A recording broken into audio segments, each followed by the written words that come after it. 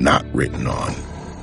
A 6-inch hunting knife was on the ground at Williams's feet, streaked the same red-brown as his skin. The letters were still easy enough to read. Sorry. Chapter 98. A lot happened really fast after we found Williams. Within a few hours, we had new versions of all the old players on the scene.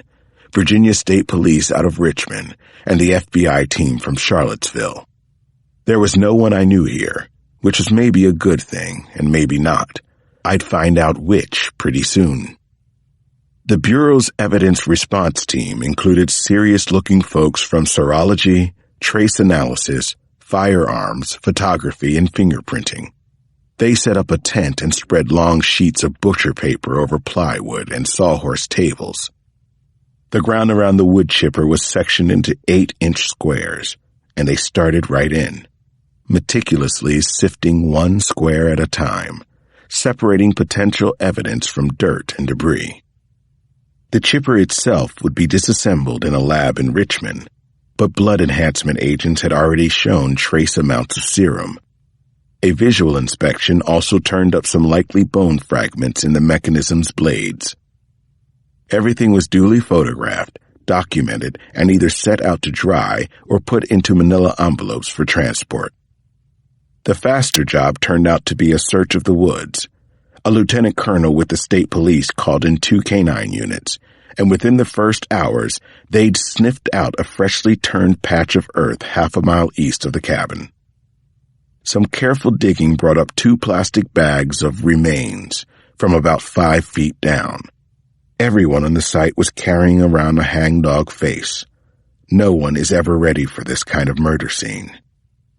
The new remains looked exactly like Caroline's had, and the consensus was that they hadn't been in the ground for more than 3 days.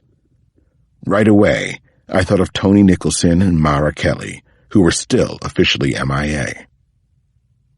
It adds up on paper anyway, I said to Sampson.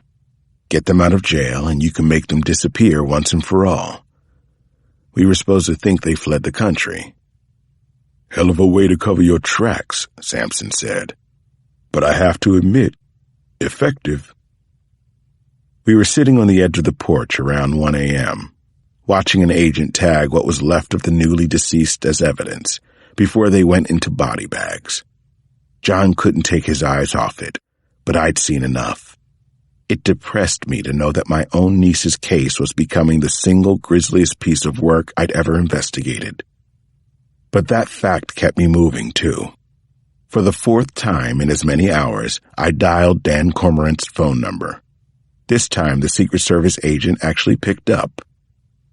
"Where the hell are you guys?" I asked him. "Are you even tracking this?" "You're obviously not watching TV right now," he said.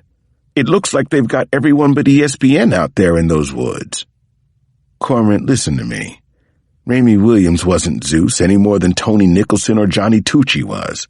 Williams may be a stone-cold killer, but he's not the one we're looking for." "I agree with you," Cormorant said. "And you know why? 'Cause we've got Zeus pinned down. Right now. You want to be a part of the sideshow? You stay where you are. But if you want to be here when we finish this thing once and for all, I suggest you get your ass back to the city. Pronto, Detective Cross. This case is about to close. You should be there."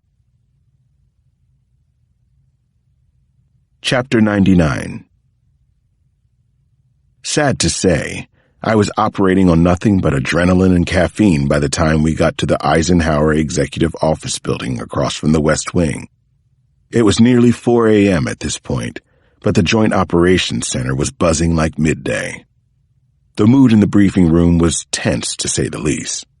They had CNN on one of a dozen flat screens arrayed on the wall, with an overhead shot of Remy Williams's cabin and the subhead, Secret Service agent found dead. At the front of the room, a 50-ish agent in shirt sleeves was shouting on the phone, loudly enough to be heard over everyone else. "I don't give a shit who you need to speak to. He's not a member of the Secret Service. Now change the damn graphic." I had already spotted several people I knew, including Emma Cornish, who was MPD's liaison to the service's High-Intensity Violent Crimes Task Force, and Barry Farmer, one of 2 Secret Service agents assigned to Metro's Homicide Unit. It was as if the 2 departments had suddenly been knitted together, right there in the middle of the night. For show? Maybe. I wasn't ready to say yet. We all gathered around a long oval table for the first briefing. The man with the big voice in front turned out to be Silo Ridge, Deputy Special Agent in charge. He was the whip on this one, and he stood up with Agent Cormorant. "I'm sending around a fact sheet," Ridge said, handing half a stack in each direction.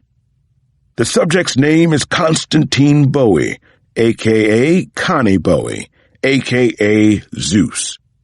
Most of you know this already, but Bowie was an agent with the service from 1988 to 2002. Nobody flinched but me, and maybe Samson. It was like a whole new map of this thing had just been unfolded in front of us. I put up my hand. "Alex Cross, MPD. I'm just catching up here, but what's the known relationship, if any, with Remy Williams, other than the fact that they're both supposed to be former agents?" "Detective Cross, glad to have you here," Ridge said, and a few more heads turned my way. "The focus of this operation is former Agent Bowie. Everything else is on a need-to-know basis for the time being. I'm only asking because we appreciate MPD's participation as always. This is all obviously a little sensitive, but we're not going to start unpacking it here. Moving on." I gave Ridge the benefit of the doubt, for the moment at least. It wasn't a bridge I had to cross yet, or burn. An image of Bowie's 2002 credentials came up on the screens. He looked like a million other agents to me. Waspy, square jaw, brown hair combed back, everything but the dark shades. "Bowie's been implicated in the murder of at least 3 women," Ridge went on. "All of them known employees of the so-called Gentlemen's Club in Culpeper County. Those women are Caroline Cross, Catherine Tenencourt, Renata Cruz." Surveillance photos that I'd seen before went by in a slideshow. "And this is Sally Ann Perry." A video started up, and right away, I recognized the recording I'd handed over to Cormorant just the other day. Like Ridge had said, the Secret Service appreciated MPD's participation.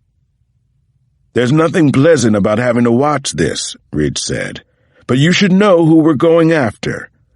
The man about to come into the bedroom is Constantine Bowie, and he's about to commit murder." Chapter 100. Everyone held their professional cool as the video played out, and Agent Ridge kept talking as it did. "A little history here. Bowie was recruited from Philadelphia PD into the service in 1988. For 13 years there's not much to tell, but shortly after 9/11, his performance started to slip. Then in February of 2002, after an improper firearm discharge, which I'm not going to detail this morning, Bowie was removed from the service without benefits." Cormorant took it from there and brought up a slide of a generic-looking office building. "In 2005, he opened Galveston Security here in D.C. "Galveston?" someone asked. "His hometown," Cormorant said.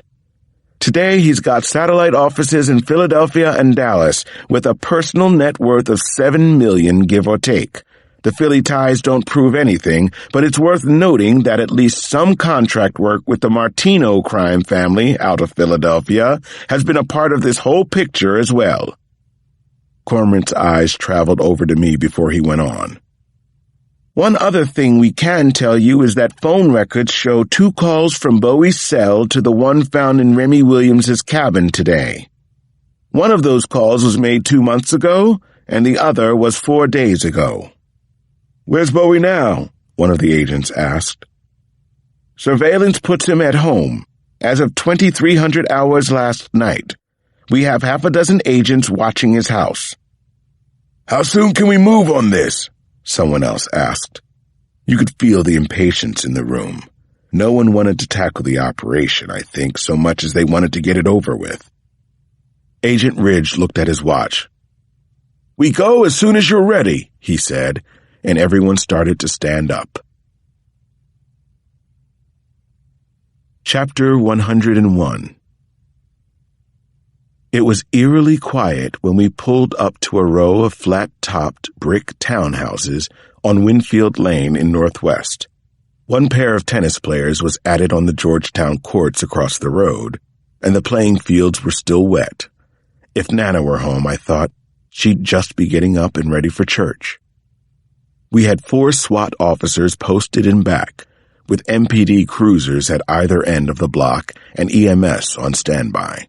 The rest of us emerged onto the street several doors away from Bowie's place, where a single white van was just coming to a stop. Once Ridge gave the go, an entry team of 5 men in ballistic gear exited the van and snaked up the front steps of Bowie's townhouse in a line. It was a silent operation. They pried the door and then disappeared inside. After that, it was 10 long minutes of waiting while they leapfrogged through the house, clearing one space after another. Ridge kept his head down and a hand over his earpiece as the SWAT commander whispered their progress to him. He held up 2 fingers to indicate they'd reached the 2nd floor, and a few minutes later, 3 fingers. Then he straightened up suddenly. I could hear shouting coming from the house. "They've got him," Ridge said, but then, "Wait." There was some fast back and forth now, with Ridge blurting communications. "Yes, I hear you. Do not stand down." Eventually, he said, "Okay, give me 1 second," and turned to address the rest of us. "We've got a standoff situation inside," he said. "Bowie's armed and belligerent, says he won't talk to Secret Service." I didn't have to think about this. "Let me talk to him," I said. Ridge held up a finger and went back to the mic in his cuff. "Peters, I'm going to send in a throw phone." "No," I said, face to face. All he's looking at in there is 5 armed officers. "We're not window dressing, Ridge. You brought us here for a reason, and now we know what it is." There was another long stretch of back and forth after that, relayed among Ridge, SWAT, and Constantine Bowie inside. Eventually, an agreement was reached. Bowie would let them check the rest of the house to make sure no one else was there, and then I'd go in. All of a sudden, someone was handing me a vest, and Ridge was giving me the rundown. "Keep SWAT between you and Bowie at all times. If you can get him to stand down, do it, and if not, leave. Don't drag it out." He checked his watch again. 15 minutes. That's it, and then I'm going to pull you out myself. Chapter 102.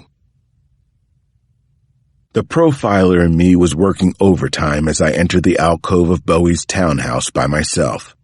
The place was airy and well-appointed inside. A large amount of cash had gone into early American antiques and art. It was also extremely neat. Not a loose magazine, newspaper, or stray knick-knack in sight. I saw a lot of control at work in this house. Was this where Zeus lived? Had he murdered here as well? The master bedroom was at the top of the stairs on the 3rd floor. 2 SWAT officers in the hall nodded at me as I came up, but they didn't say anything. I could also see 2 of the 3 who were inside the bedroom, covering Bowie from different angles with their MP5s. I called out to Bowie. "Bowie, my name's Alex Cross. I'm with MPD, and I'm coming in, okay?" There was a pause, and then a strained voice. "Come in. Let me see a shield." He was sitting flat on the floor, wearing just boxers, sweating profusely.